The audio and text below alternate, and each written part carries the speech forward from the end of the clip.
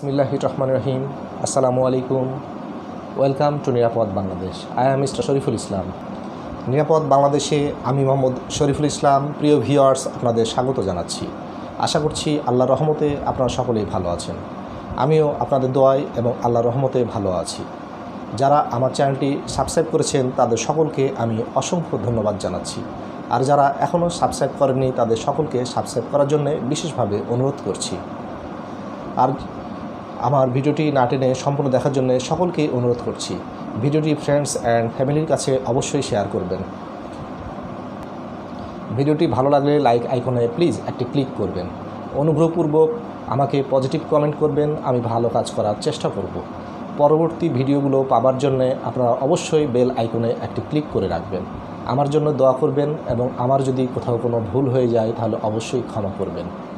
আমার email address আমি ডেসক্রিপশনে দিয়েছি, আমাকে ইমেল করতে পারেন। তো চলুন ভিডিওটি দেখি। Let's watch the video. Word click করলাম।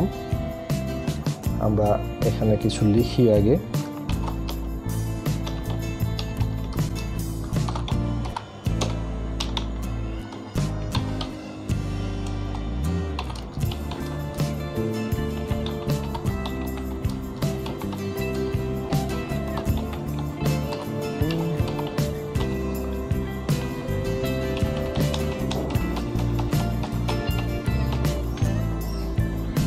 আমি লিখলাম, এটা সেভ করি। Ctrl+S প্রেস করলে সেভ হবে। তখন একটা নাম চাইবে। আমরা সাপোজ এই ফাইলটার নাম লিখলাম বাংলাদেশ নামে একটা ফাইল লিখি, বাংলাদেশ। তারপর সেভ অথবা এন্টার প্রেস করলে এই নামে ফাইলটা হয়ে যাবে। তারপর এখানে ক্রস করলে ফাইলটা বন্ধ হয়ে যাবে। আমরা সেই ফাইলটা আবার ওপেন করা শিখব। প্রথমে ফাইলে ক্লিক করলাম মাইক্রোসফট ওয়ার্ড প্রোগ্রামে। তারপর আমরা এখানে শর্টকাট কি বান্ধব করলে Ctrl+O, তাহলে ওপেন Ctrl+O, তাহলে এখানে বাংলাদেশ লেখা ফাইলটা দেখা যাবে। ক্লিক করার পর ওপেন ক্লিক করলে সেই বাংলাদেশ লেখা ফাইলটা ওপেন হবে। এবার আমরা কিছু কিয়ের মাধ্যমে আমরা শেখার চেষ্টা করব। প্রথমে আমরা দেখতে পাচ্ছি Ctrl+A সমান সিলেক্টর। এটা বলতে কি বোঝায় সেটা আমরা লক্ষ্য করব। প্রথমে আমরা কিবোর্ডের কন্ট্রোল এইভাবে লেখা আছে CTRL, এটা এক আঙুল দিয়ে প্রেস করব।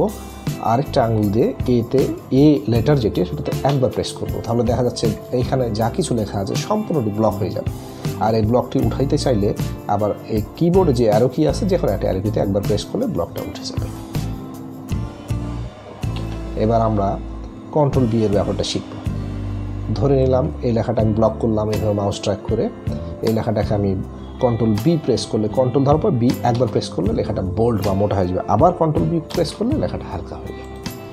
এবার আমরা Ctrl+C এর কাজ শিখব। ধরে নিলাম এই লেখাটা ব্লক করলাম, Ctrl+C করলাম। এবার এর পাশে যে কার্সরটা এখানে প্রেস স্থাপন করলাম, Ctrl+V করলে ওই লেখাটা এখানে চলে আসবে। অর্থাৎ যে সিলেক্টর লেখাটা আমি পাশে আরেকবার নিয়েছি। আরেকবার নেওয়ার জন্য প্রথমে Ctrl+A, প্রথমে এটা ব্লক করে নিতে হবে এইভাবে। তারপর কপি করার সূত্র হলো Ctrl+C। এরপর ওই লেখাটাকে বসাতে চাইলে যেখানে নিতে চাই সেখানে যে Ctrl+V করতে হবে। Ctrl+V অর্থাৎ হলো পেস্ট, এইটা লিখতে হবে। Ctrl+V করলে এই লেখাটা এখানে চলে আসলো। আমরা এটা মুছে দিই। তাহলে আমরা Ctrl+C পর্যন্ত এবং V শিখলাম। Ctrl+D এর ব্যবহার শিখব। Ctrl+D প্রেস করে দেখি কি আছে। Ctrl+D প্রেস করলে অনেক কিছু পাওয়া যায়। Ctrl+D হচ্ছে ফন্ট। এখান থেকে আমরা এইটা করার আগে ধরে নিলাম এগুলো সব ব্লক করে নিই। এবার আমরা Ctrl+D-তে প্রেস করি। তাহলে এখান থেকে লেখার বিভিন্ন ফন্টের লেখা আমরা লিখতে পারি।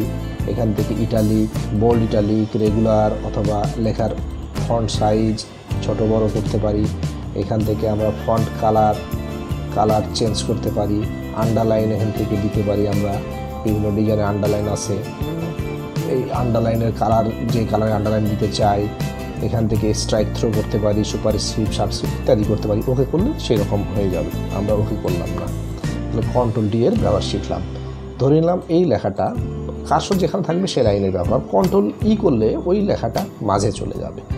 আমরা Ctrl+E এর ব্যবহার শিখলাম। আবার লেখাটা বামে নিয়ে আনতে চাইলে Ctrl+L করলাম। তাহলে আমরা এটা শিখলাম। এবং Ctrl+F এর কাজ শিখব। Ctrl+F করলে ফাইন্ড আসবে।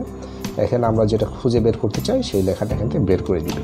সাপোজ এখানে আমি ইটালিক কথাটা লিখে ফাইন্ড নেক্সট ক্লিক করি, তাহলে ইটালিক লেখা যেখানে আছে সেটা বের করে দিবে। এটা হলো ফাইন্ডের কাজ। এবার গো টু দেখি Ctrl+G, আমরা লাইন, সেকশন, পেজ, সাপোজ আমি পেজ এখানে ক্লিক করলাম, গো টু ক্লিক করে বের হয়ে যায় ক্লোজ, তাহলে দেখা যায় আমার কারসরটা যেখানে এসে গেছে সেটা 2 নম্বর পেজ। এটা গো টু এর কাজ, এইটার কাজ। এবার কন্ট্রোল এইচ এর ব্যবহার শিখবো। কন্ট্রোল এইচ, সাপোজ আমি এখানে ইটালিক লিখলাম এখন, বা নতুন করে লিখতে পারি। ফাইন্ড নেক্সট ক্লিক করি, ইটালিকটা বের করে দিল। আমি এখন ইটালিকটার প্রতিস্থাপন করে যদি লিখি বোল্ড, তারপর আমি রিপ্লেস ক্লিক করলে ইটালিক শব্দটা বোল্ড হয়ে যাবে। এইভাবে পরিবর্তন করা যায়। এই যে এখানে ইটালিক ছিল, আমি বোল্ড করে দিলাম। তাহলে আমরা কন্ট্রোল এইচ এর কাজ শিখলাম। এবার এই লেখাটাকে ব্লক করলাম, ব্লক করার পর এই লেখাটাকে বাঁকা করতে চাইলে ইটালিক করতে হবে। ইটালিকের সূত্র হলো কন্ট্রোল আই, লেখাটা বাঁকা হয়ে গেল। আবার সোজা করতে চাইলে আবার কন্ট্রোল আই। এটা হলো কন্ট্রোল আই এর ব্যবহার। কন্ট্রোল জে, এখন আমরা যে বিষয়টা করতে যাব সেটা হলো কন্ট্রোল জে এর ব্যবহার। কন্ট্রোল জে লক্ষ্য করে দেখি, কন্ট্রোল জে জাস্টিফাই। এইটার কাজ করার জন্য আমাদের যে কাজটা করতে হবে, এই জন্য আমাদের কিছু লিখে নিতে হবে। ধরে নিয়ে আমরা কিছু লিখে নিই।